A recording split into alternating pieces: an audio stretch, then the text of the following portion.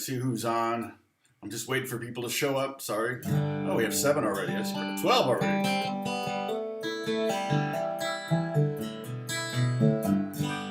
Bruce. Pepper. What's going on? Ed. No, we dropped down to 9. I say hi to Pepper and people leave.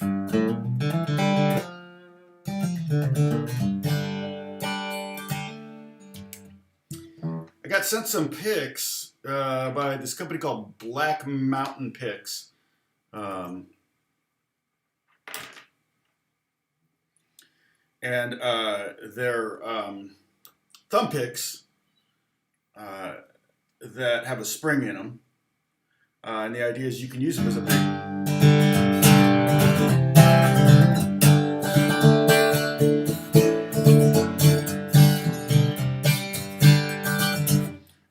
You know, you can use them as a strumming pick or like a solo, you know. You just go ahead and grab it like you normally would. It's a little, actually in some ways it's a little bit more comfortable than a regular thumb pick that doesn't adjust to your thumb size. And then I'm assuming they came out with these other ones here that say extra tight spring on it. And I'm assuming that's because maybe they were falling off people's hands as they were strumming too crazy with them. But they gave me a bunch of these that have different types of picks on them. And I imagine once you find your favorite pick with them, then you would just have it made that way. I guess it's a sure way. If you have trouble holding on to a pick, it's also a great way. Because the idea is that it's also, you know, obviously for flat pick or for finger picking or finger picking. But in hybrid picking, see, normally when you hybrid pick, you're holding the pick with a thumb and an index finger, and then you're, you know, doing that.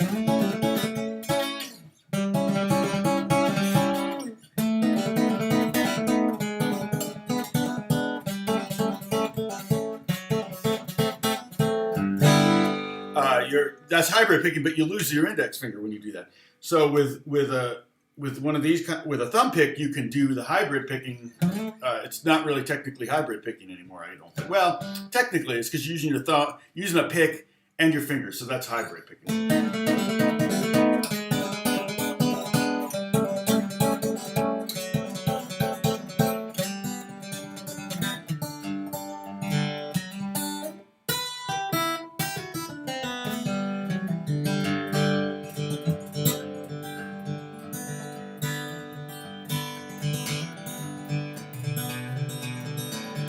Nice to glimpse you.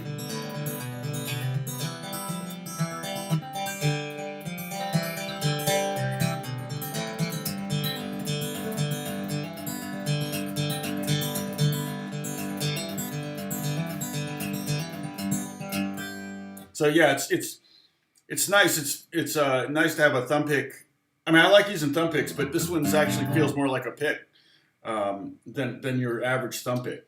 So it's literally a kind of like they took a thumb pick part, the thumb part of your thumb pick, and put it on a regular pick. So it seems pretty well built too.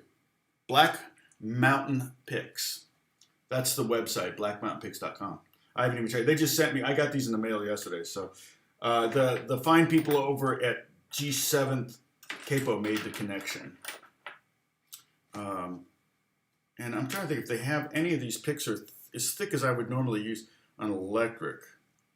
That's pretty thick. Does it say the thickness on? Oh, well, it's covered by that sticker. This one's got an extra tight spring. And it's funny, when I use finger picks like banjo, man, sometimes your fingers, you're just not used to them. If I did banjo and that was all I played, I would be so used to having a pick on my finger. But having a finger pick on can really kind of hurt and everything. So,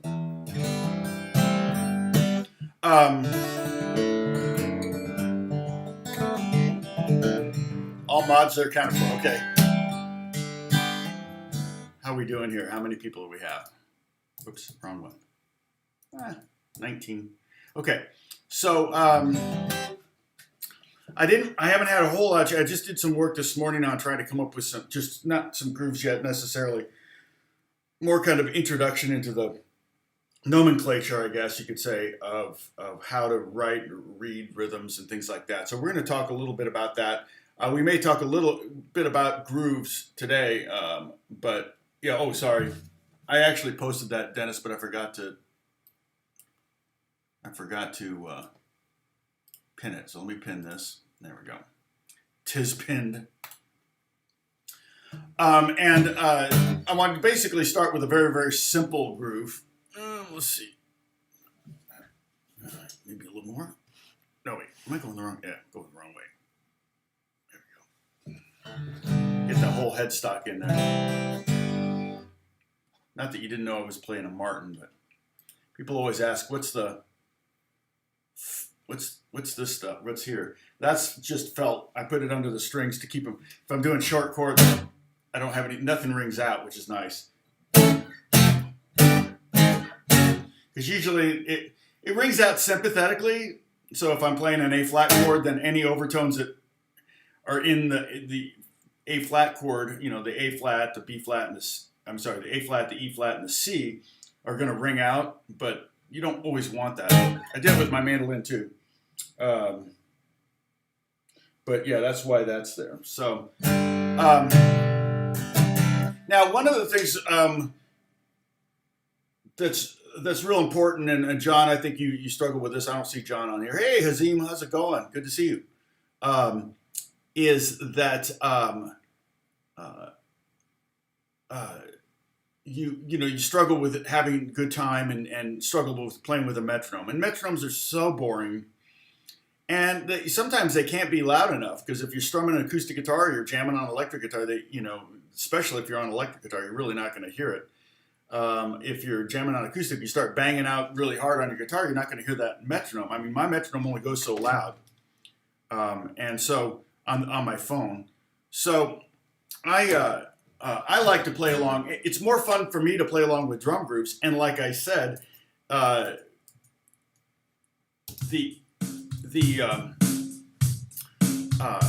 it's more realistic. When you actually get gigs and start playing out there, you're going to be playing with a drummer, or it could be a percussionist. Let me add. Let's see. I could add another. Let me do this. Let me go percussion. So say I got a guy that's like the coffee shop. Let's see. Where would that be? Here we go. So if I had, let's see, coffee shop percussionist, and I'm going to go with a very simple. Get rid of the cowbell. Do that. What's it sound like? It's way too Latin-y. Okay, wait. Studio.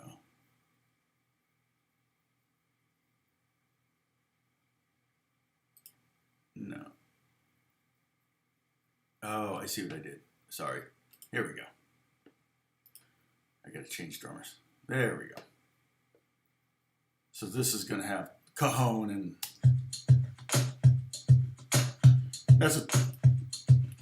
you've got in Logic you have this thing called drummer, and it's just great. You can create all these things, and it's got a million. It's got like 1, 2, 3, 4, 8 different presets with this drummer, but each preset comes with. In this case, it comes with 6 cajon patterns and like 6 shaker patterns and 6 woodblock patterns. But it also has an XY graph that's simple, complex, loud, and soft. So if I go simple and soft, it's really quiet. Okay, that's all the way down in the bottom corner here. And if I go to the opposite corner where it says loud and complex, I'm going to have to turn it down here, but listen to this. And this is the percussion. Much busier, right? So that's the great thing is, when you're a beginner, you don't want to play along with someone that's playing really busy. It's going to kind of confuse you. You're just trying to keep track of where one is, So you can start in the simpler range. You can throw it up into loud, simple, and it's going to be like basically the same thing, but it's an XY graph. So there's literally, you can move it just a little bit and you'll see it change. Just every little, I just utched it a little bit. Utched is a word, right? And it came up with all these different variations. So that's called Drummer, and it's in Logic. It's also in GarageBand. So if you have a Mac product like a MacBook or iMac or something like that, it would be in there. Okay. And like I said, it's a lot more fun to play with a drummer. It's a lot more realistic. It's real easy to change the tempo of whatever you're doing. And so, yeah, it's not a lame brain question. It's a very legitimate question. But again, one of the things you want to start simple on grooves and really do try to play in time. So the groove I wrote, it's not, I wouldn't even call it a groove. That's almost like a default template kind of thing. Right there's you've got eighth notes, okay, and usually like that they're grouped in groups of 4 like that. Sometimes you could have them grouped in 2s. If you had them individually grouped, it would be a bunch we call flags, and that would be a lot to look at. With choir music, you see that, but not with choir music is often written without the eighth notes connected. Oh, that's weird. Because your iPhone is probably hooked to the not your Wi-Fi. So if you went on airplane mode, they would sync up. So so this groove is just you can play it a couple different ways. You can play it just all downstrokes, and be like this: 1 and 2 and 3 and 4 and 1. Or you can play it down and up.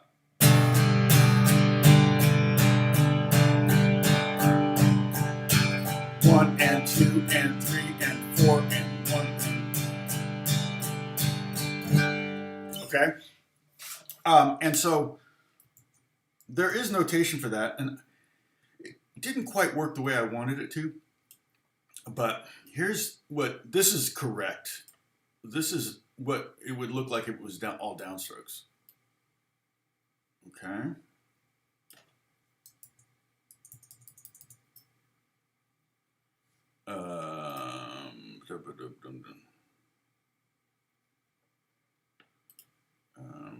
There's all downstrokes, and technically I feel like these up arrows should look better. They kind of look weird to me, and in fact they're not even consistent. And I know I did the exact same thing for all 4 of them, so that was a little bit of a glitch in Finale for some reason. So okay, so the top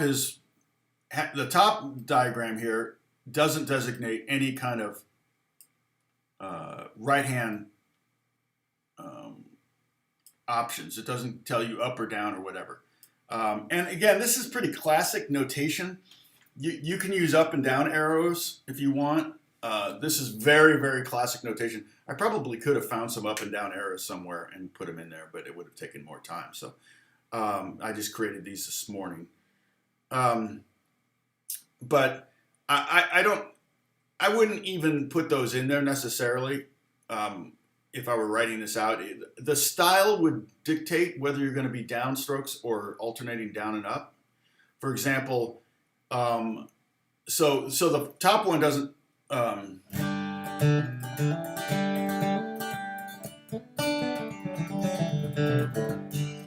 The top one doesn't have any kind of designation. The middle one is all downstroke, so that would be something like, or kind of classic rock thing. If you went all big, you could. Well, we're going to talk about that in a second because that's all part of it too. And then the other one will be the just pure down up. Okay. And so they're all going to sound the same. It's just, they're all going to be played the same. how do I say this? Because they don't sound the same. When you listen to the difference here, you can tell I'm doing all downstrokes. Same groove. You can hear the upstroke. It sounds different. But on paper, they could look the same. They may be just that top staff.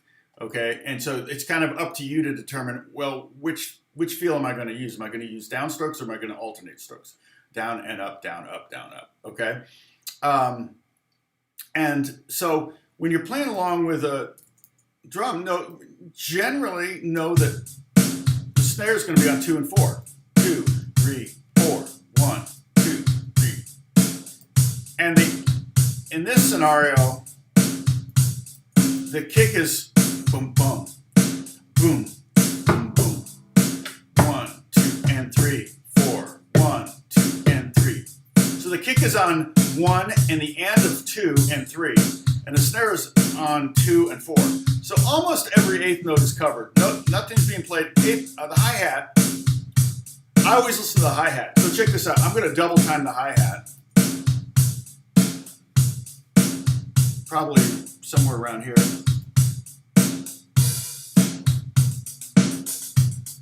Now that's 16th notes on the hi-hat. That's this. So if the drummer were playing that groove, I might play something different on the right hand. Okay? If he was opening, if he was playing 16th notes, I might think.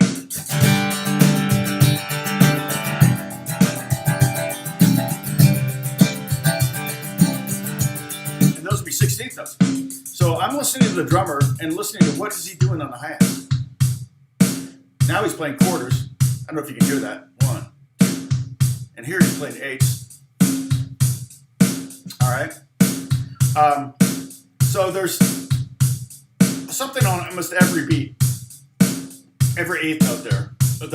Besides the hi-hat. Hi-hat's on every 1 and 2 and 3 and 4. But the snare is on 2 and 4, and the kick is on 1 and 3, and then the and of 2. So you've got 5 of those eighth notes played by either the kick or the snare. And it's really consistent right here, because I've got it set to pretty simple. If I were to move the little cursor thing to more complex, so you do more kick and more snare. But I like it right there where it's real simple, really easy to hear. And I got the tempo set at 100. Okay, so if I were to play a rock feel here, I would use the all downstrokes. So it'd be like. So we could do, let's do an E chord.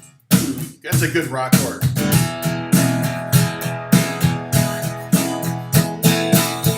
You do E and E sus. You want some change.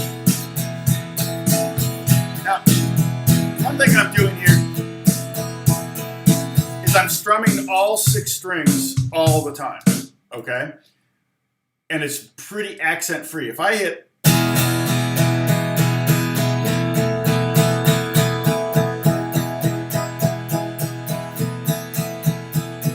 I'm trying to play as even as possible. I can still accent. So watch this. I'm going to accent 1 and the end of 2.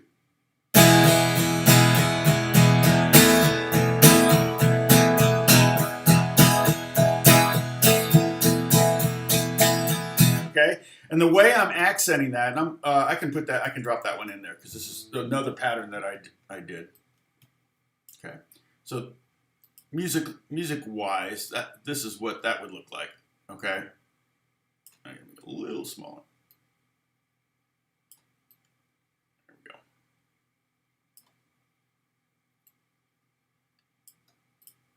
go. Okay.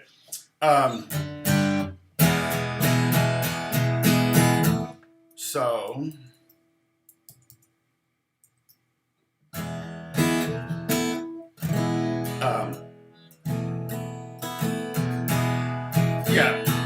so the E I'm playing is 0, 0, 2, 0, 2, 2, 1, 0, 0.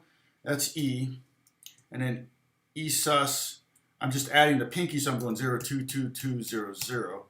And that's E suspended. fourth, but you can shorthand as E sus. If you just say E sus, everybody knows what you mean. Okay, so but I accented, so I did the bottom groove.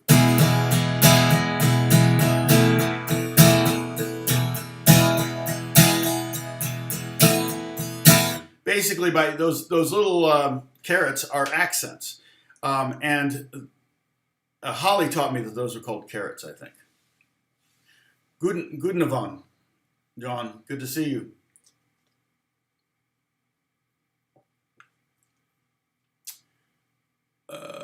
Yeah, I'm assuming any DAW probably has a drum machine built into it.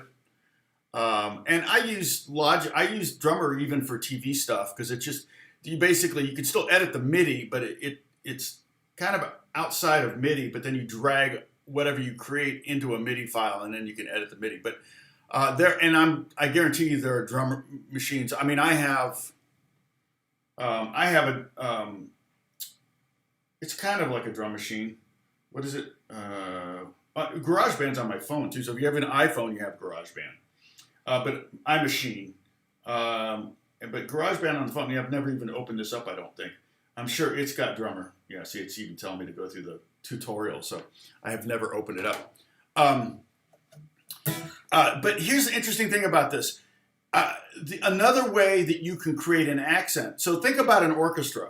And you're kind of a mini orchestra. You've got 6 strings. And if I want the orchestra to be louder, I can have them play harder, or I can have more players playing at the same time. So in other words, if I want them to be quieter, I can say, okay, second strings, you're not playing on this this bar or this phrase or whatever. Or no trumpets on this, or no trombones, or no French horns, or whatever. If it's just the violins, it's going to be pretty quiet. If it's the violins and the cellos, it's going to still be pretty quiet. If you're going to have, and you can even have, like, instead of 20 violins, you could have 10 of the violins play. You can control the number. So if you want it loud, then you bring everybody in. And so you could have this bump, bump, bump, bump, bump, bump, very Stravinsky-like thing. And wherever you want those hits, bump, bump, bump, bump, bump, bump, bump, that's when everybody's hitting. And so you could do the same thing with the guitar, okay? So I'm going to play the same groove at the bottom there, where I'm hitting an accent on 1 and on the and of 2. I'm going to do that same groove.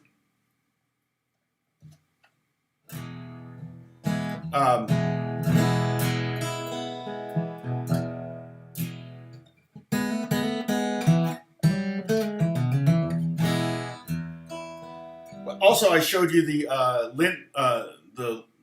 Adrenaline has a drum machine built into it too. That's an expensive option though. I wouldn't spend $300 or $400 on an Adrenaline just so you can have drums to jam along with. You can. I'm sure there's YouTube videos with just guys playing drums. You can jam along that way too. And remember, you can change the tempo on the speed of the video. So. So what I'm going to do for the accents, I'm going to hit all 6 strings. And then on the non-accented notes, I'm going to aim for 3, maybe 4 strings. So it's going to be in slow motion, it'll be like this. 1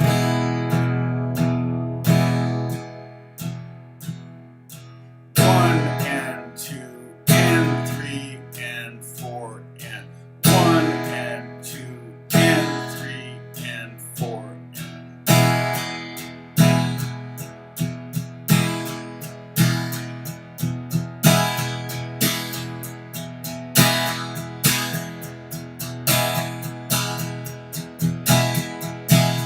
Also do the kind of the opposite if you wanted.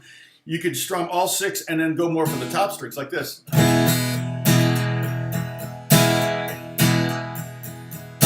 You didn't want such a heavy sound.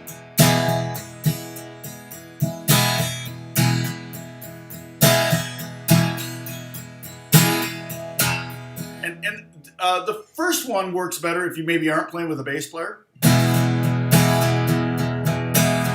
I can even just hit 1 string. I could just hit the bottom string.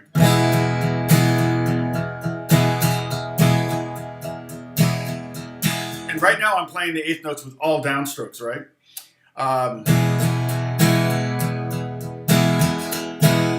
It's a much more, it's a whole different skill set to do that kind of accenting with down, down and up strokes.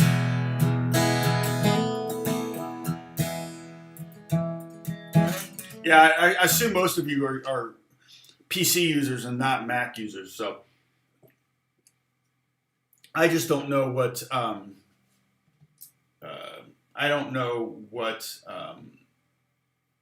drum machines are available on PC or what software. I just, like I said, I just use I just use Logic. So and I do have a lot of different drum libraries and things like that. It's just real easy to open up Drummer and just go, hey, give me a groove. And that's the other nice thing about it. You can throw up a different groove and then try to imitate that groove with your guitar. That's how you learn a lot of different strumming patterns, by trying to imitate. In fact, this pattern that's here now, bum, bum. So you got that accent of 1, 2, and. So it's kind of like that bottom groove.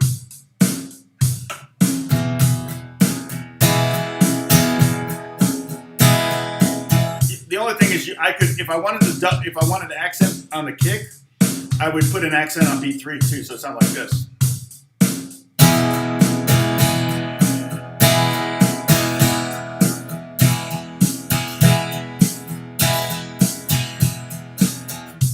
Also, again, I can't reiterate this enough, but you really do want to keep your right hand moving. Right now, we're not talking about syncopated patterns. We're playing what's called a simple pattern. Straight eighth notes is about the simplest pattern you can do. But even within that, there's thousands of variations. We haven't even gotten into the whole swinging thing, okay? And so if I were to go like massive swing on that, okay, here's like 60, it would sound like this. You hear that?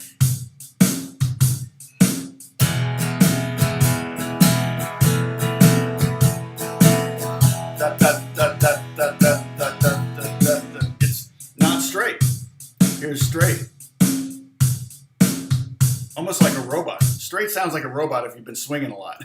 So if you do a lot of Texas shuffles and things like that, and you go and play with a band that's just plays everything straight, like a lot of the 80s pop new wave music was very, very straight, because keep in mind that's when computers started getting in the game. And so they started quantizing everything, and everything started to sound like it was on a grid. So a lot of people, grew up playing guitar. They never did a swing groove ever. So if they learned 80s music. I have a friend that would say that everything swings, even if it's just a little bit. And I have a hard time playing like down, up, down, up, down, up, down, up, without implying some kind of slight, right now it's 50%. Straight is 50%. And what you heard a second ago was 66% swung. If I go to 75% swing, that's just a 16th note. It would be just 20, let's see.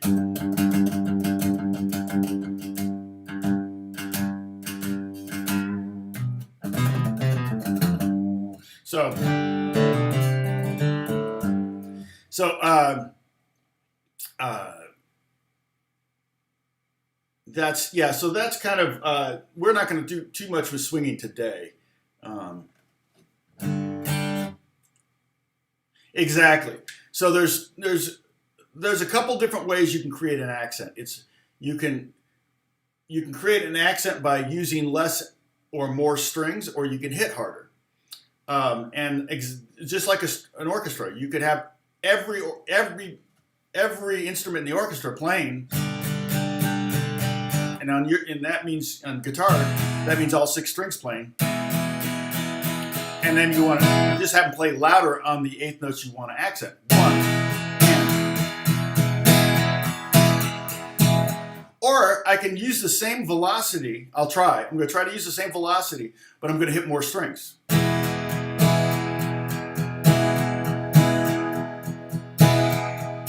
Thank you, John.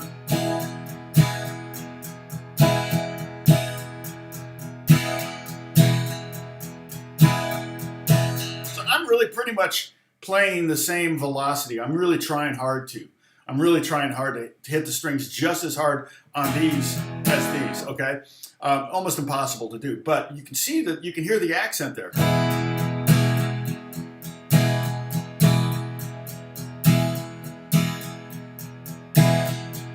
And I'm achieving it by hitting 6 strings instead of 2 or 3. And that's a good thing to practice. I find I do that a lot, you know, especially when I'm doing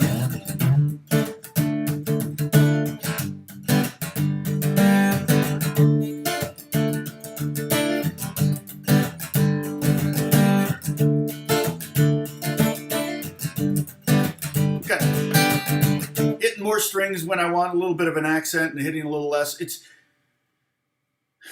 I think those things always have to be kind of intentional at first, and then eventually, once you've kind of, they're just become a little bit more natural and they feel good to you. You probably will naturally do them without having to think about it, and that's ultimately the goal, is to be in that place. But oftentimes that takes a long time to happen, and it also it may never happen. You may have to really concentrate, you know, your entire life when it comes to playing rhythm guitar, strumming guitar, whatever.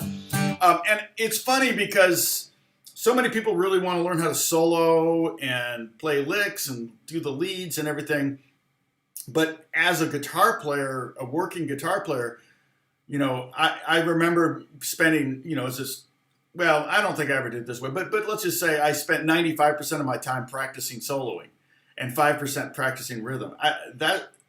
That's not the real world. The real world, unless you're Stevie Ray Vaughan and you're the leader of the band, you know, if you're Joe Satriani, then yeah, you're going to spend 95% of your time soloing. Even Eddie Van Halen didn't spend 95% of his time soloing. You got to stop so the singer can sing his part. So the real world is you spend less than 5% of your time soloing, and most of the time you're playing rhythm. So the really good rhythm players are the ones that get all the work. The guys that concentrate more on getting a great tone, getting great gear, playing great time, and coming up with great rhythm parts. Those are the guitar players that tend to stay pretty busy. So yeah, it's always important to emphasize groove and style and rhythm and all that stuff. So. And again, I'm speaking to aspiring professional guitar players there. For the rest of us, well, for you guys, it's just fun to have a lot of different grooves under your fingertips, and it gives you a lot more options. I know Gary is out there actually, you know, playing in front of people, doing the solo acoustic thing. I've got several friends who have done that, and it definitely helps you to have a lot of different feels. I think here's to you.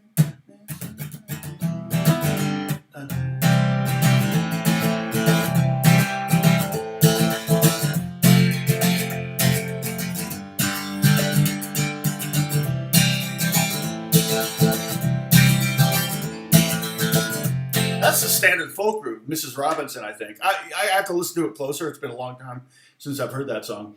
But that's a classic, like, okay, that's the classic folk groove. I call that the standard folk groove. But that's one of those grooves. We're going to get to that. The thing about the standard folk groove is that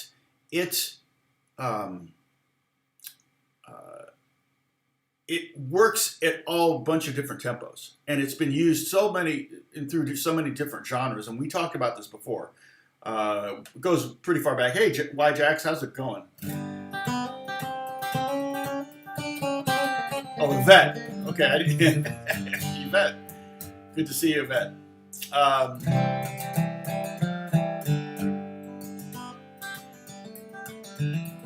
Oh yeah. Whitson says on the grid on the grid has had a negative effect in a lot of ways. I don't disagree with that at all. I've worked with producers, hip hop producers and stuff like that don't quantize. They've just got really good time, and you would think that they quantize, but there is Tricky Stewart was one that I remember. He would play the kick from front to back. You know, the front of the song, he had to play the kick all the way through the song, and then he would do the snare, and he would they weren't recording MIDI; they were recording audio. They go start now. You can move audio to the grid too. Oh, you're painting your backyard fence. Well, that's a good thing to do.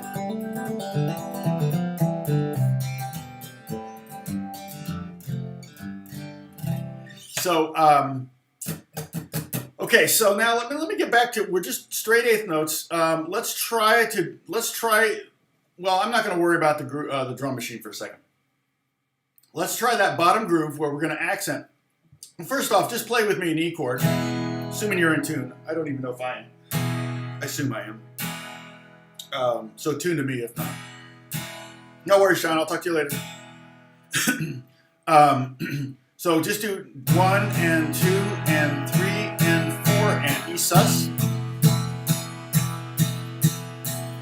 Try to make them as even as possible. No accents at this moment if you can.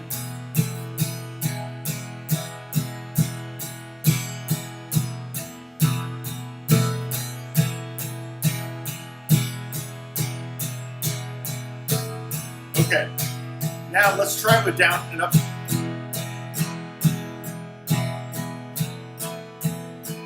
Try not to accent again, that's hard with upstroke. Down, up, E sus. Thanks, Priya. Priya, good to see you. I think I did some fingerstyle stuff. We worked on some fingerstyle patterns. Give me a second, Priya, and I'll put up a playlist you can check out. Now, for me, it's hard not to swing a little bit when I do alternating strokes. 1 and 2.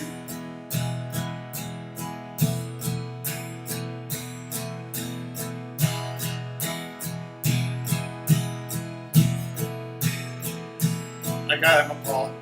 Okay, so we just did the middle 2 there.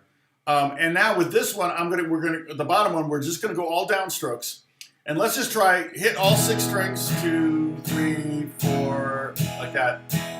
1 and 2 and 3 and 4 and, okay?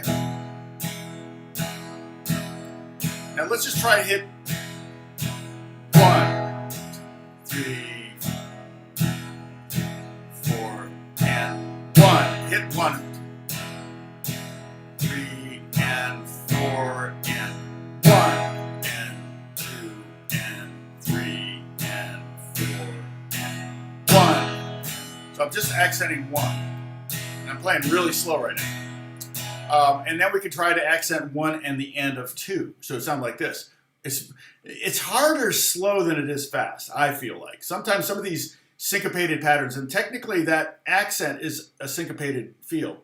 So we got this. It's up tempo would sound like this.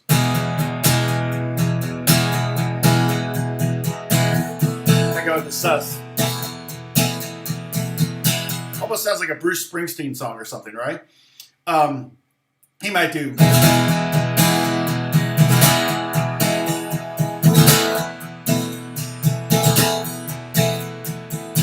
You can try that if you want. I'm just doing a down, up, down on the and of 4. So I'm going 1 and 2 and 3 and 4 and a 1 and 2 and 3 and 4 and a 1. But fast again.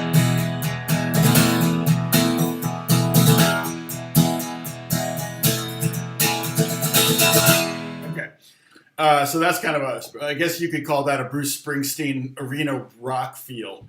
But now, we're going to try to accent. We're accenting by playing louder on those beats. So 1 and 2 and 3 and 4 and 1 and 2 and, oops, I'm sorry. And I meant to add, go ahead at this moment, hit all 6 strings if you can. Unless you're playing ukulele, and hit all 4 strings. Okay, here we go. 1 and 3 and 4 and 1 and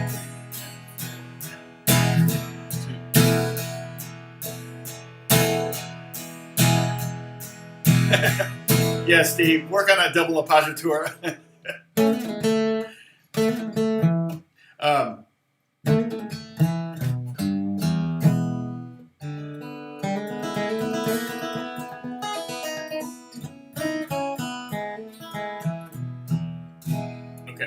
So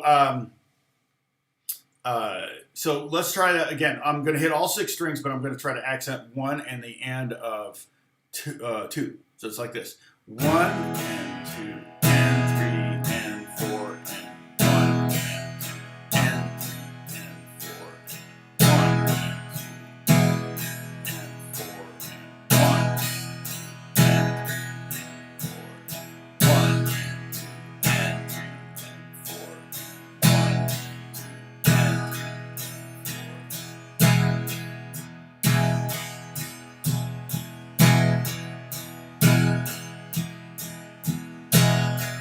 Okay, now that's the less common type of accent. I would generally play all 6 strings on the chord, the moments I want to accent, on the 8th notes I want to accent, and then use less strings. And in this case, we're going to hit all 6 strings. So what we're going to do, we're not going to accent the end of 2, just 1, okay?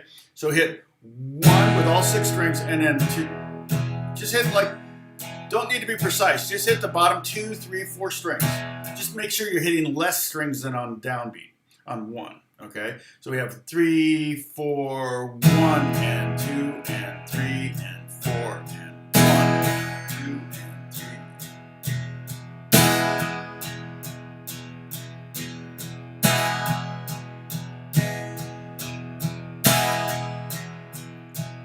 Four, 1 and 2 and 3 and 4, 1 and 2 and 3 and 4 and 1 and 2 and 3 and 4.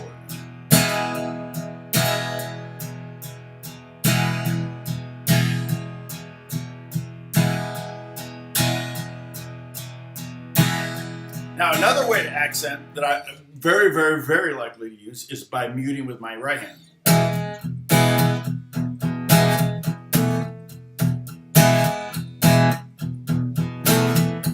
So I'm actually using a combination of things there. I'm muting on the string on the beats I don't want to accent. So I'm actually putting the kind of the edge of my palm here. I'm kind of palm muting the bottom string so that when I hit them, they kind of, you don't want to go too far because they won't get any pitch at all. You want to be right up against the bridge. It gets a nice tone. It's kind of like a pizzicato.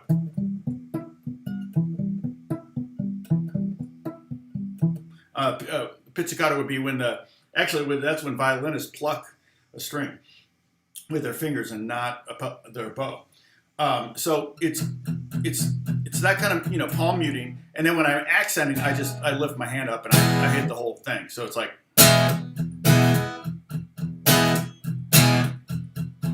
I think of the Cars, right? What's that song?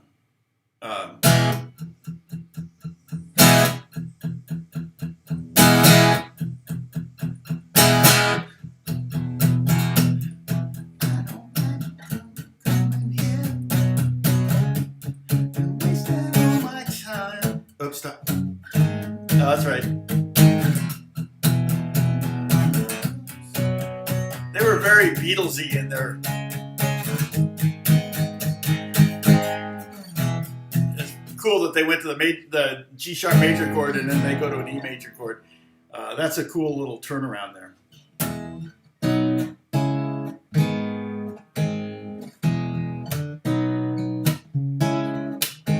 Kind of sounds like a pop tune.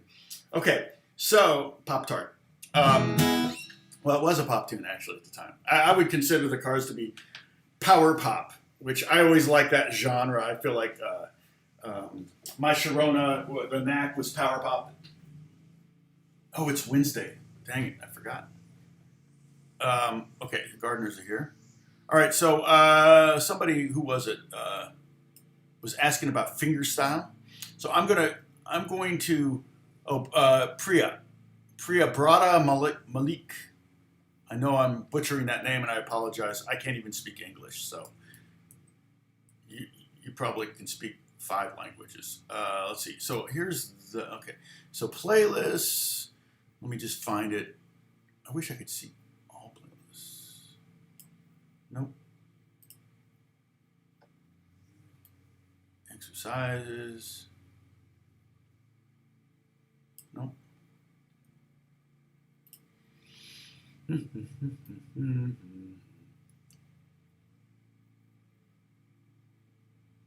Strumming. Oh, well, here's my strumming and grooving lessons. And I probably have the some of the live stream stuff maybe up here too. Yes. So we talked about this. The strumming thing goes back to lesson 52. So this is going to be kind of a restatement of a lot of that kind of stuff. I'm going to try to get a little bit more specific, hopefully with some chord progressions thrown in. But this is the playlist for strumming, so kind of on the subject that we're on now. So if you want to go back and do some homework, let's see, or do some work on that finger picking lessons. Okay. So Priya, here's my playlist that I talk about finger picking, and there may be some live stream lessons in here too. Yes, they are. Okay. I think we did some Giuliani arpeggios to kind of help us learn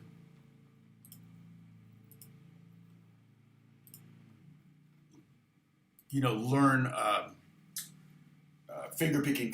It's a classical guitar study, and that's how I got good at finger picking, was studying classical guitar.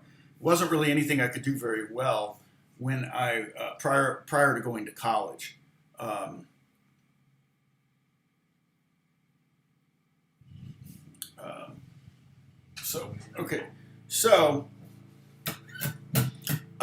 So let's practice doing the muted eighth notes. Okay, so we're not gonna do any accents necessarily, but make your E chord and E sus. Again, E is 0 2 2 1 0 0, and E sus is 0 2 2 2 0 0. So you can see how can I show you? There's the E, and here's the E sus. Okay. Sweet. Okay, so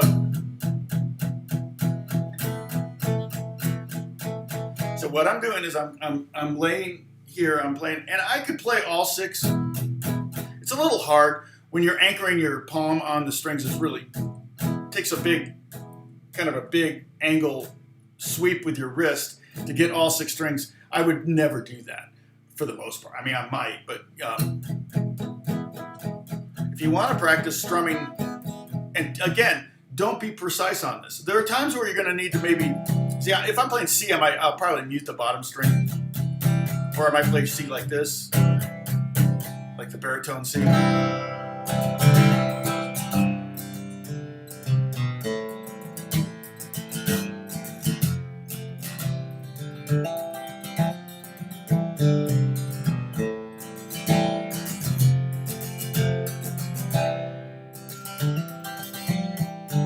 Okay?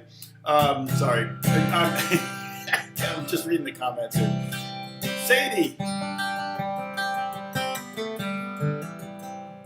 Oh, nice to see you. I know it's Sadie. Sadie Van. So, yeah, so I'm really just playing like the bottom three strings, bottom 2, 3, 4 maybe. But you can practice, you can move your hand down and get some of these top strings if you want to get that sound. Go slow. And this groove and style would be kind of a rock style, right? I mean, I was like,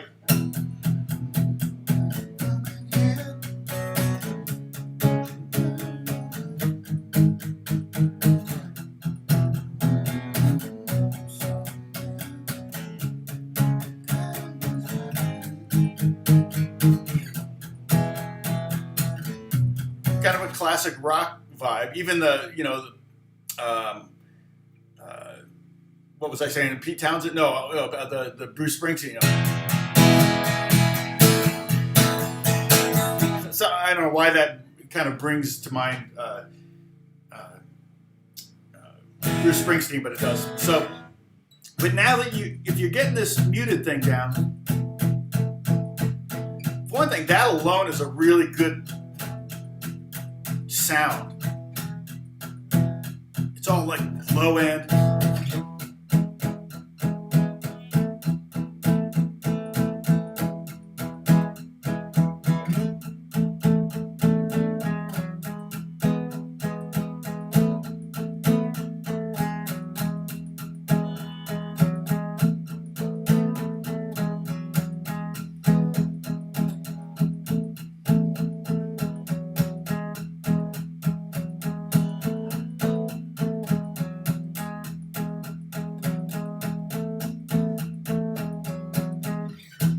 just nice to have that nice eighth note kind of muted sound. It's a very warm, inviting sound actually, and it's a great way to bring something down if you want to talk over something. So you're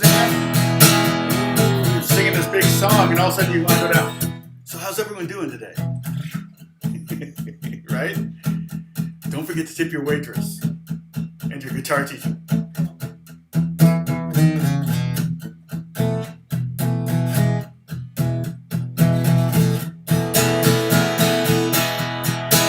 Bring it back. Okay. We were watching a documentary on The Who, the making of Tommy, a couple nights ago. And man, I love Pinball Wizard. Is such a great groove. You know, the whole.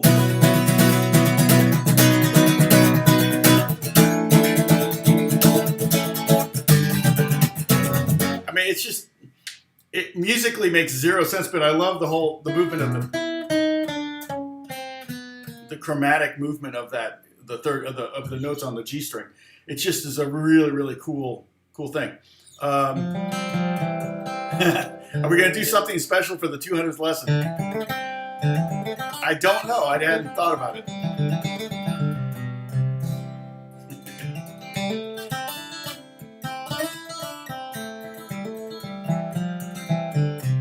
Okay. So let's practice. Let's see if we can do a big strum on the downbeat here, and then go to 7 muted eighth notes. Very, very Pete Townsend sounding. Good. Also sounds like the Cars, right?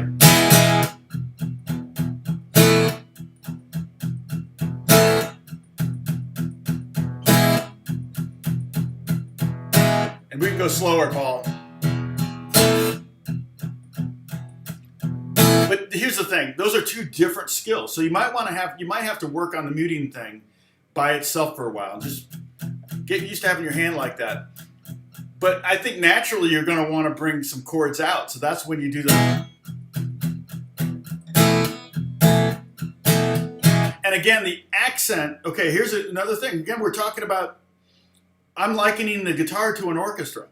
You don't need to hit to accent.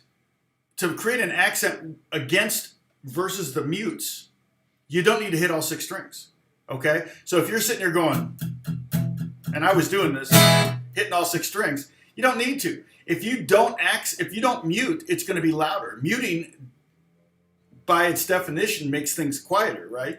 So if I just hit like the same number of strings, like the bottom 3 strings,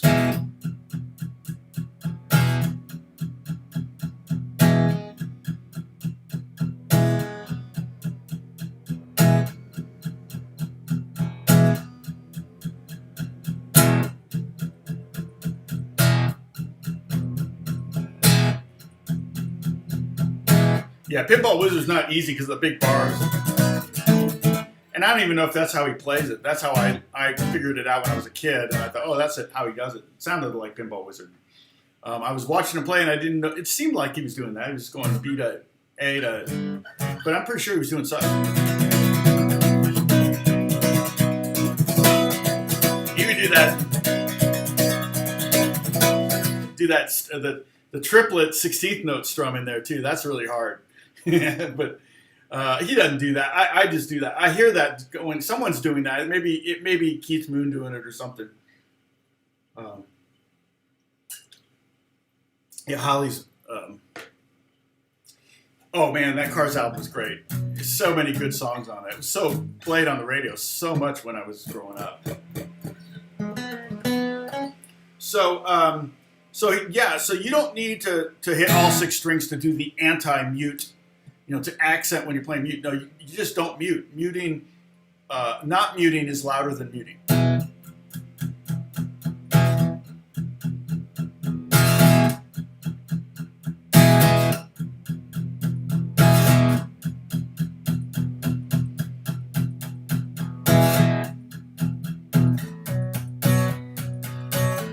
Yeah, and so, I mean, basically it's E, power chord. then B flat or B power chord, then C sharp power chord, and then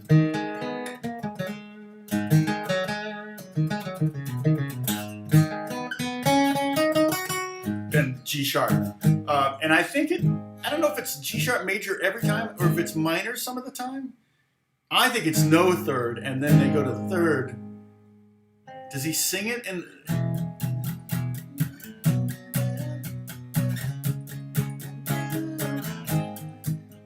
I know he sings that note, I think.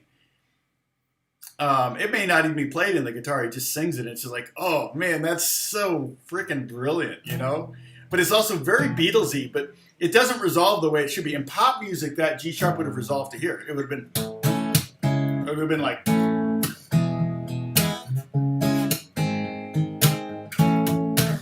something like that. You would use that, what's in this key is a major third chord, major 3 chord, and resolve either to the minor 6 or to the major 4. Either one of those works. Like that's the way it's.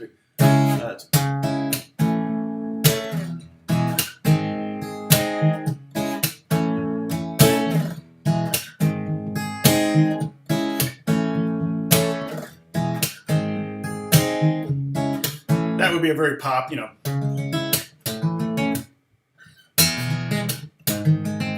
But that's the correct resolution, right? And somebody was asking me, am I going to teach on, cadences? And I know all the cadences, I just don't know what they're called. So no, Rick Beato probably calls them all the correct things. I've never needed that information. You know, I've never said, hey, make sure you do the perfect plagal cadence right there. I've never needed that, so I never remembered it. But the proper way generally to resolve that major 3 is either to the major 4 or to the major. We talked about this with songwriting, I don't know, lesson 70 something. I don't remember when we talked that about. But power chord, power chord is just the bottom 3 strings or the bottom 3 strings of the chord. When you're playing the B chord, I'm not playing the 6th string. I'm playing the 5th, 4th, and some of the 3rd. You don't need. You can even just do 2 strings. I'm just playing 2 strings. That's the hard shift right there. You already got your first finger. You see, like with the E chord, I wouldn't even play E. I would play just grab these 2 notes here, the second fret of the 5th string and the 2nd fret of the 4th string with your first finger. Because you're not gonna be playing all these. Thank you, Lena. You're not gonna be playing all these strings. So you can be very, just do what you have to do. No more, no less. Okay. And then for the B, you can technically, you know, I like to have my pinky on there too. But basically, you got root, 5th, and root. It's the definition of a power chord. And I would write it B5, meaning a B and a 5th. And then go up to C sharp, which is the 4th fret, same chord, and then go down to the 5th, 6th string, but also at the 4th fret.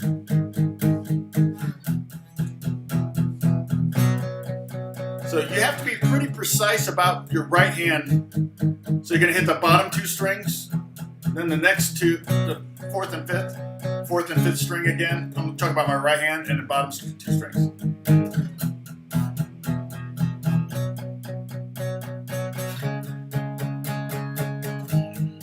You know, I think of other songs that use power chords and 8th notes. I don't think there's pure 8th notes. Yeah, that's a different rhythm. 1 and 2 and 3 and 2 and 3 and 1 and 2 and 3 and see and 2 and 3 and they're definitely only using 2 notes there.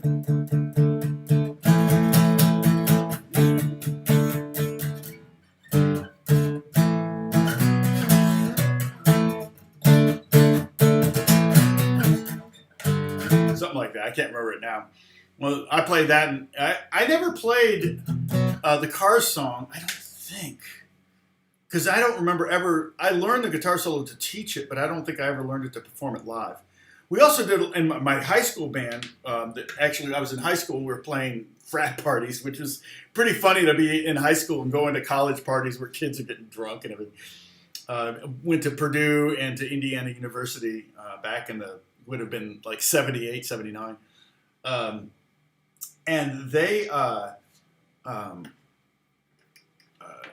we played like Foreigner was a big, so Foreigner had a lot of eighth note driving songs. Not Foreigner 4. By the time Foreigner 4 came out, I was in Malachi. We were doing more R&B, funk, and disco stuff. My high school band did disco too, but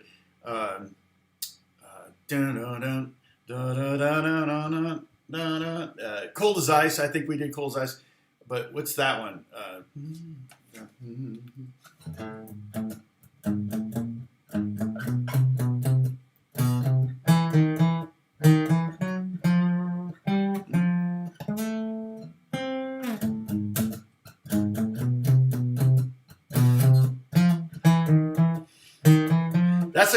That's a crazy scale, really. You know, it's because it's I think it's the same scale as Miserlou, which is hilarious. I never noticed it. Although I don't know if that's the key that they did it in. It sounds about right though, doesn't it? What song is that? Hey, Korean. Aya, oyo, uyu. That's all I know. That's basically saying A, B, C, D, E, F, G in Korean. But try to use English there because we don't want to waste time using the translator. Well,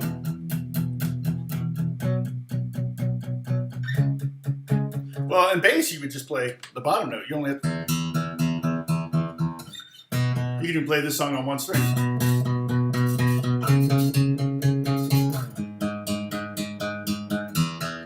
I think the bass parts. I say it all right. They're good. I think the bass part on Cars tunes are fairly easy. The guitar, not Rico Kasich. Dang it, I met him recently too. I can't think of his name. Really good guitar player. Always loved his playing. He was always kind of a send up.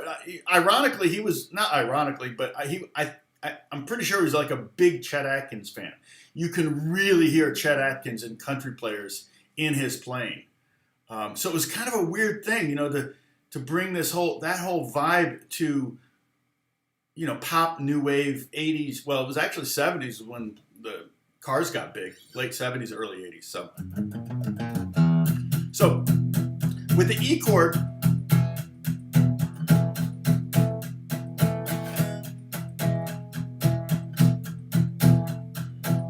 practice, you know, muting. I'm palm muting right now, so I'm actually using the side of my hand to mute, and I'm accenting.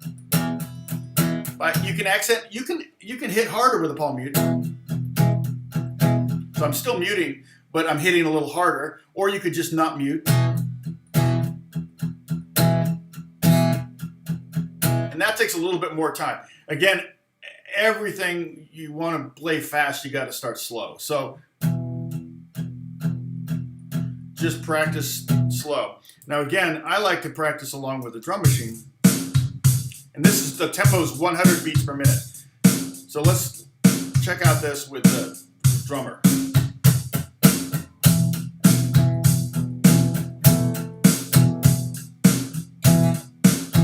So yeah, the kick is really guiding me.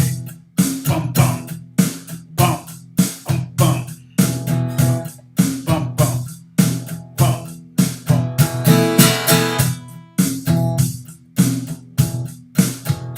Okay, where I go.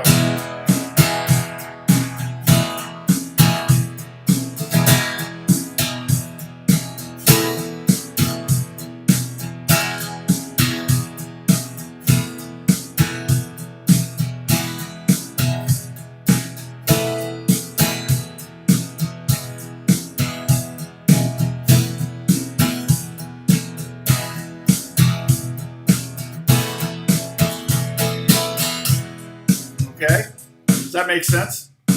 Now, like I said, I like playing. Now let me throw on. Like I said, I can make that hi-hat pattern be an eighth note.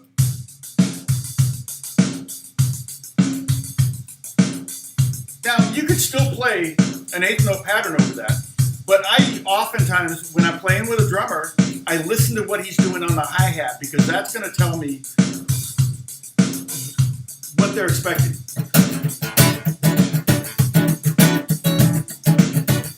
As soon as I hear a 16th note hi-hat, I'm thinking a little bit more R&B, funky. Remember, disco was all 16th note hi-hats. So I'm, but I can still strum open big bangy chords with a 16th note thing.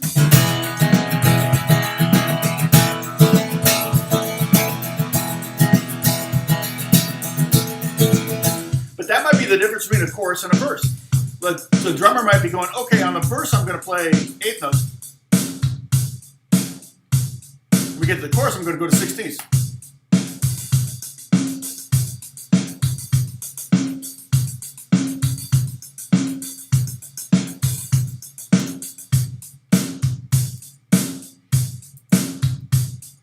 Okay?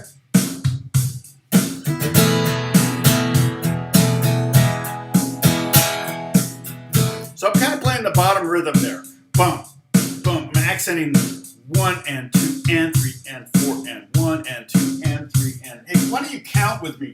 That's another thing where I feel like we could all stand to be better in understanding, counting and thinking that way. 1 and 2 and 3 and 4 and 1 and 2 and 3 and 4 and 1 and 2 and 3 and 4 and 1, 2 and 3 and 4 and 2 and 3 and 4 and 1 and 2 and 3 and 4. Oh, so you saw me, I was live and you saw me, you were listening to Queen and you saw me, that's awesome. 3 and 4 and 1 and 2 and 3 and 4 and that's just really good to kind of know. You can even just do 1, 1, 2, 3, 4, 1, 2, and 4, 1, 2, and 3. Hear that and? 1, 2, and 3. You notice my body language, you would, and you can play air guitar to that, okay? But that's just music. That's what the power of music and rhythm. It totally moves you and affects you and affects your audience, and it's all about manipulating people. That's the only reason you do music is to manipulate people. You want to make them cry, you want to make them laugh, you want to make them mad, you want to make them happy. That's what happens.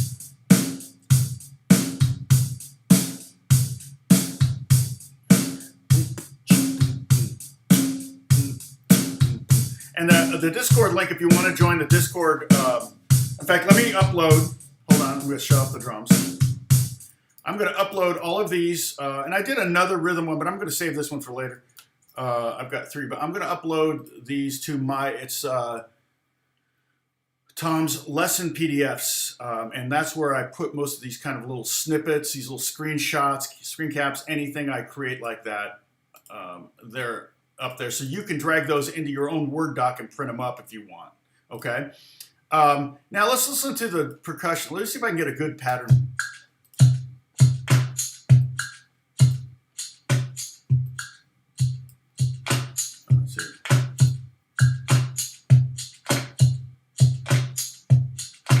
Okay, so that's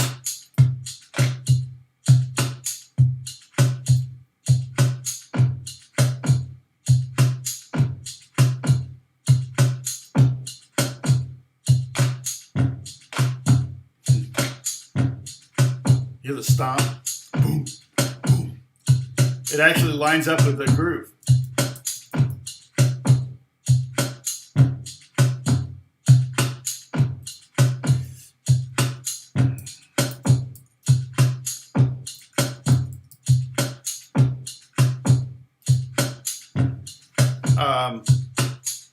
Yeah, it's so much more fun, Holly, isn't it?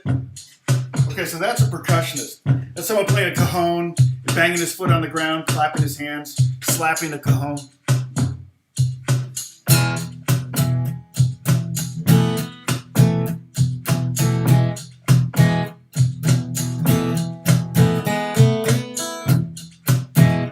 Now, I don't see... Was that... No, no swinging on this, I don't think. No. Now, if I swung it on the eighth notes,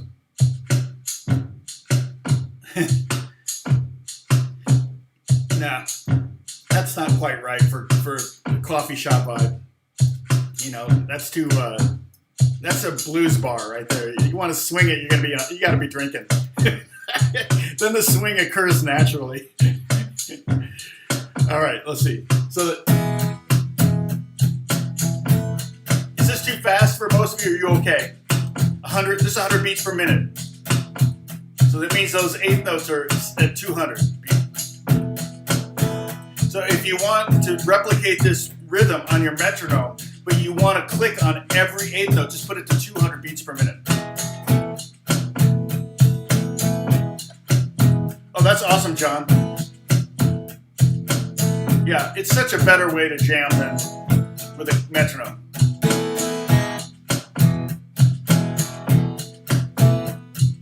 And if I make this groove, let me just take this groove and I'm going to make it busier. Right now on the XY, I'm going to do a screenshot so you can see what I'm doing here.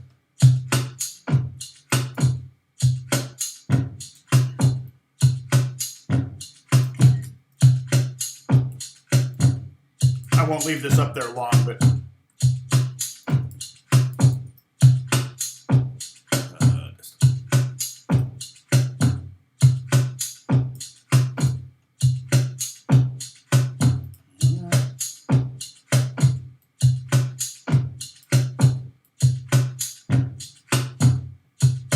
you can see on the XY thing, I'm actually up there in the upper left-hand corner. I'm loud, but I'm not too complex. So I'm going to move it all the way to the right and listen how much more complex it gets.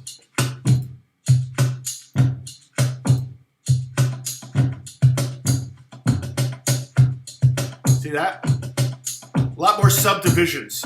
So there's a lot more 16th notes in there. Okay, that's not what this is. That is, if I go back to where I was, basically, I can't get there exactly, but something like that. And I go back to this one. Busier.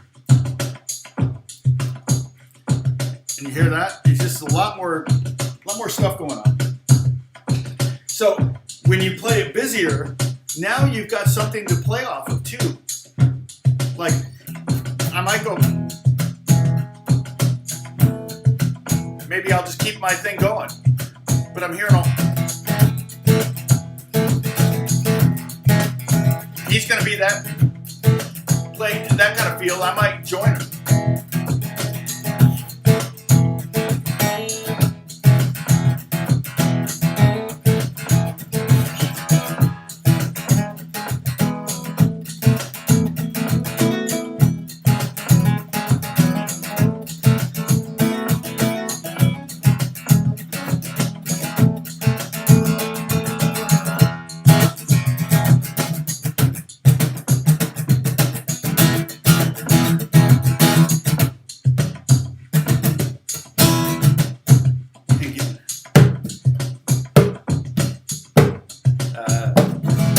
I can't do it. My brain's not there. I got to work on that. I think I can do it slower, maybe faster. Maybe I'm thinking it's faster than it is. So yeah, so that's that's a little bit busy. That might be a drummer you might not call back the next gig. So just like a guitar player, if they play too busy, you're not going to get that. You may not get that call back. You got to be careful. You got to make sure you do the right thing for the gig. Don't overplay, don't underplay. Just try to find that right thing. Read the room, which I'm awful at.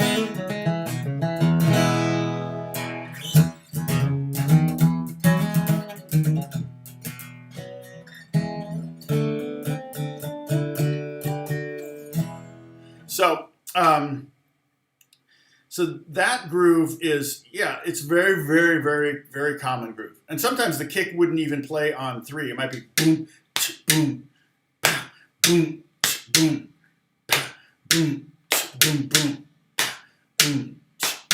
Okay, now let's do this. I'm going to play the drum groove again. A simple one. All right.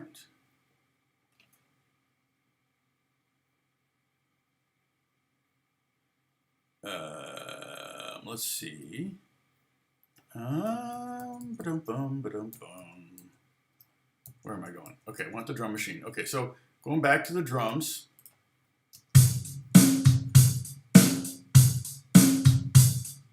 And what I want to do is I want to just on our lap, just go ahead and tap out.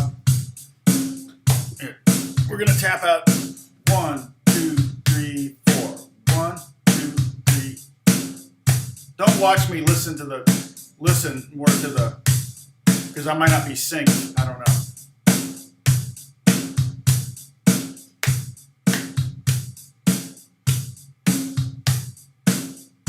Okay, so we're playing 1, 2, 3, 4. You're playing a downbeat. Okay, if we were playing all 8 notes, it'd be this: 1 and 2, and use your right hand because that's what you're going to be strumming with. 3 and 4 and 1. Unless you're left-handed, you're strumming with your left. Then use your left hand. 1 and 2 and 3 and 4 and. Now you're playing all 8 notes at 100 beats per minute. 1 and 2 and 3 and 4 and 1 and 2 and 3 and 4 and 1 and 2 and 3 and 4 and 2 and 3 and 4 and 1 and 2 and 3 and 4 and 2 and 3 and 4 and 1 and 2 and 3 and 4 and. Okay?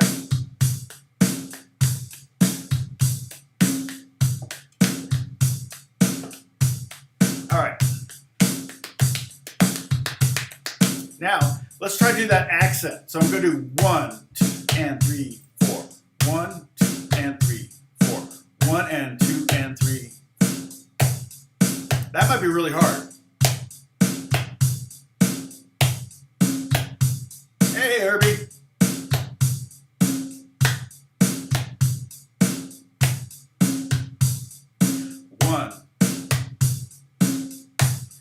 I mean, I don't know how many of you play drums in the car, but, right?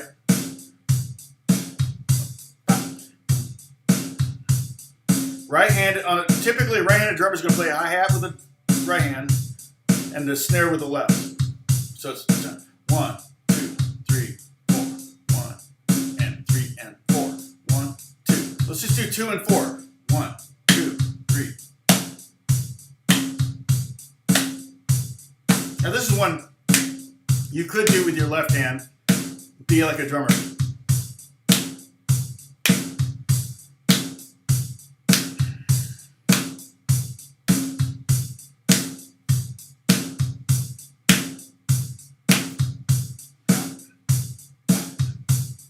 Okay, you know, if you can play a little bit of drums, it definitely helps you become a better rhythm player. I just get my feet and my hands kind of uncoordinated. I can't really do everything at the same time. Alex, my son, is a really good drummer, actually. I don't think he's played much lately, but he does get to play a lot. I mean, he plays pretty good when he does. So, okay, now.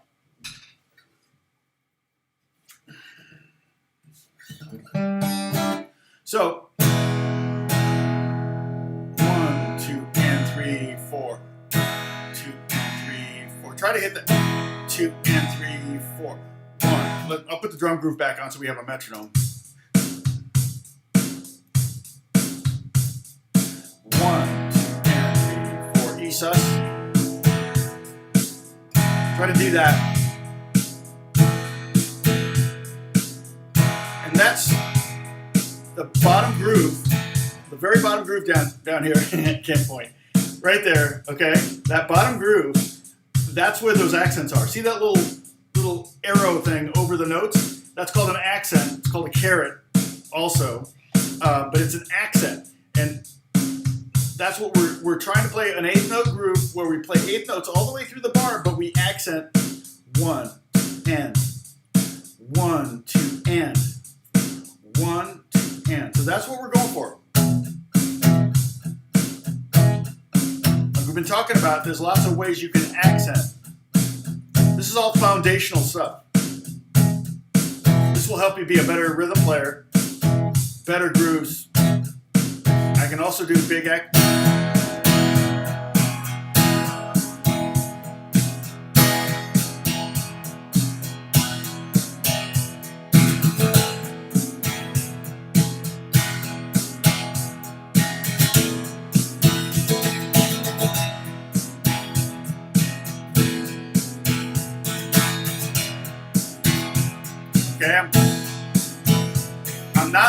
now I'm just hitting more strings.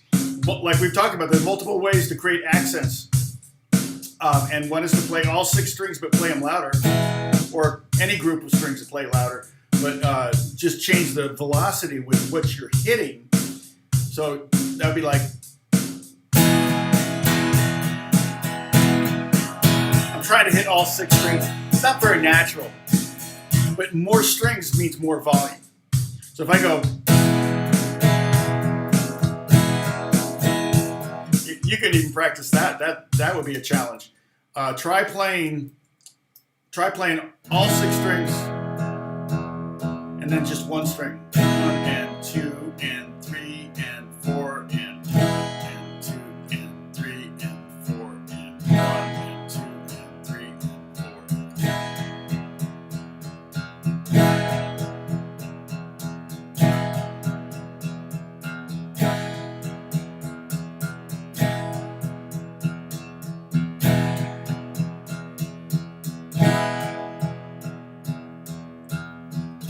and 2 and 3 and 4. Now, if I do the accent on the end of 3, it would sound, or end of 2, it would sound like this.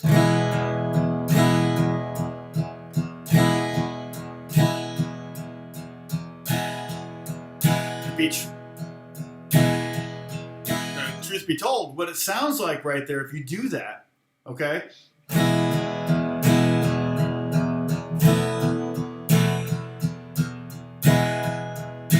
It sounds like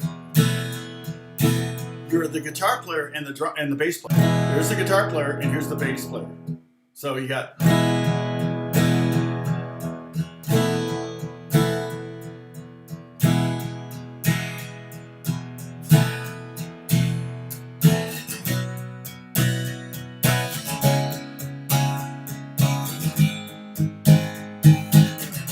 Now today's not a free day in America. I don't know what that means, but we don't. I had to pay for this day just like yesterday.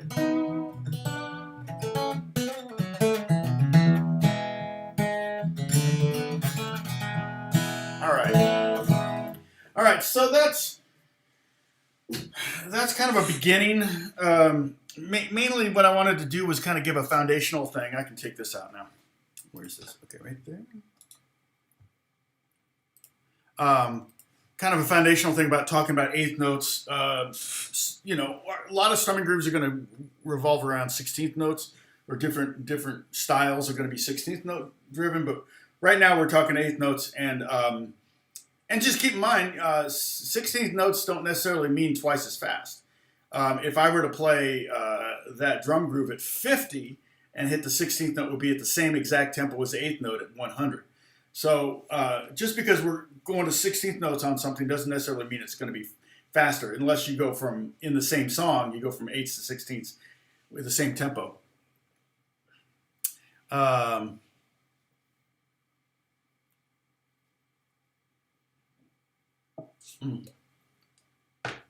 all right, Bruce. I don't mind a reminder to go slower sometimes, because I definitely go too fast. Gamsamada. on a sale. I was in Seoul for like 2 weeks, and I learned how to read Korean. I could read everything, but I didn't know what I was saying. Now I forget. The only thing I remember is aya, oyo, uyu. I showed you guys that. So, okay, I'm gonna sign off here in a little bit. I gotta get work done, and I've got a ton of stuff coming up that's gonna keep me really busy. So there's a very good likelihood in a couple weeks. In fact, I just got some legal docs that I have to sign right now, NDAs and the such, which means I can't talk about what's going on, which is a good thing. But let's go over here. Yay. And, oh, cool. Okay, it's online. That's awesome. So I may have to drop down to 1 or 2 days a week sometime in the future, not too distant future. And so we'll talk about that, but it's good to see you all, and I'm hoping to be able to keep doing it 1 day a week, but I have to make sure I'm doing all my paid work. So, and this was this was a COVID thing. Now we had a good turnout today. I was very impressed. We had a good turnout. Right now we're 40. I see 40 people. We got up to 51, and we sat in the 40s for a good chunk of time. In fact, we're in the 40s right now. So I appreciate you all. I appreciate the new viewers. Hopefully you like what you saw. Keep in mind there are. Oh, Michael Jordan's here. Steve, how would you use no, my name's Tom, but that's okay, Michael. Michael Jordan. How would you use the ideas of intervals to switch between modes? I use only flat 5 to switch modes.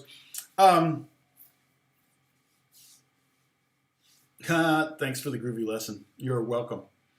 Yeah, we talked about that a little bit. I really like. It's funny because I don't know if we're talking about the same thing, but whoops, gosh, I'm trying to get my windows in order, but I keep messing up. There we go. Switching between modes and everything, but we talked about, like, if you're in the key of C, for example, the 6 main chords you have are the 1, the 2. Sorry, I gotta lower this. The 1, which is C, D minor, which is the 2, E minor, which is the 3 chord, F, which is the 4 chord, G is the 5 chord, K minor is the 6 chord.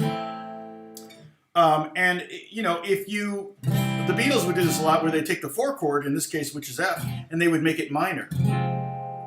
Now, technically, you're no longer in the mode of C. You're in a different mode for that 1 chord, but there's tension created there. That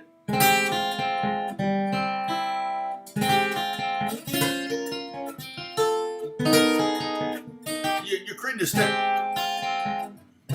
You're creating a tension that wants to be resolved to the C chord, in this case. You could also, instead of doing E minor, you could do E major, which would be a really strong chord to either the F or the A minor. So you said a flat to you said a flat 6, which in the key of C would be A flat. And a lot of times songs would do that as an ending, right? So you'd be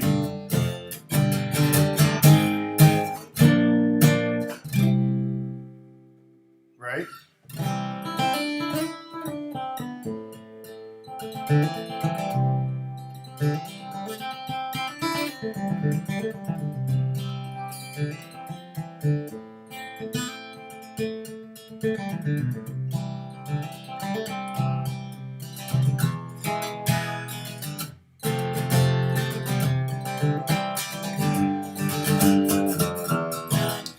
You use these chords that take you out of the key for a second to bring you back in as a songwriting device. It's funny, when the Beatles did it, I don't think they always knew what they did. They knew what they heard. They did it intentionally, but they didn't know the theory behind it. And other people come along later and analyze what they did. The flat. So if you thought of the 5 as I don't know. I'm not quite sure of the question, and I'm not sure if you're even still there. No worries, Rich. Good to see you again.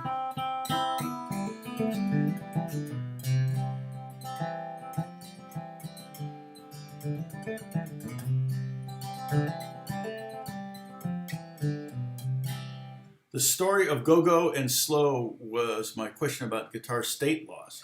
I don't know. We don't have any guitar state laws here, but no Stairway to Heaven. That's probably the only guitar state law. When you said go slow, I think they thought you were saying go slow. No, you're not inconvenient. Don't worry about it. Hey, Andy Wilson. Good evening. Where are you? You must be in England. Andy Wilson. Do I know an Andy Wilson? Name sounds familiar. All right, but I'm going to log out.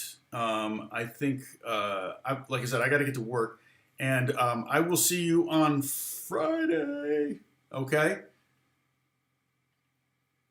I hope you're getting over some of those guitar hurdles. I hope you're getting better. We've got a lot of lessons up, and we do have lesson 200 coming up. I can't believe it. What finger groove was I showing there? Oh, shoot, I don't know. What did I do? I don't even know what I did. I use the Travis pattern a lot. And that's used a lot in pop too. Pot, in pop.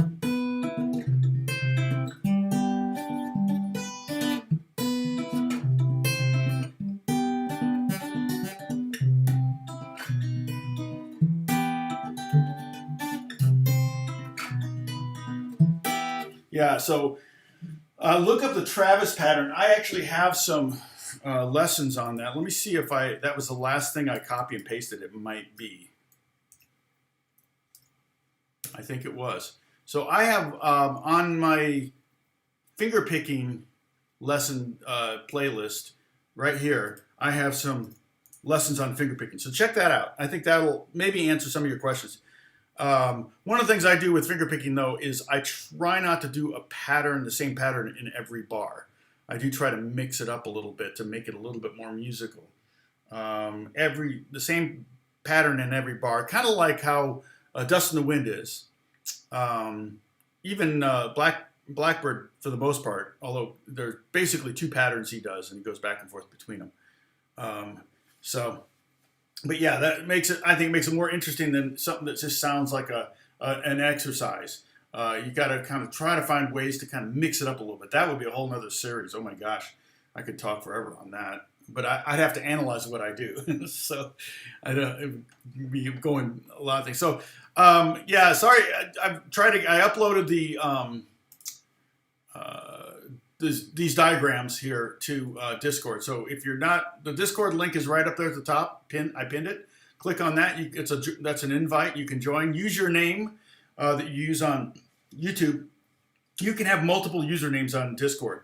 So create maybe a username for this list so that we know who you are, and when you go back and forth between the live stream and the Discord, people will know, will be able to know who they're talking to. So anyway, I hope you're all doing well. You guys take care of yourself.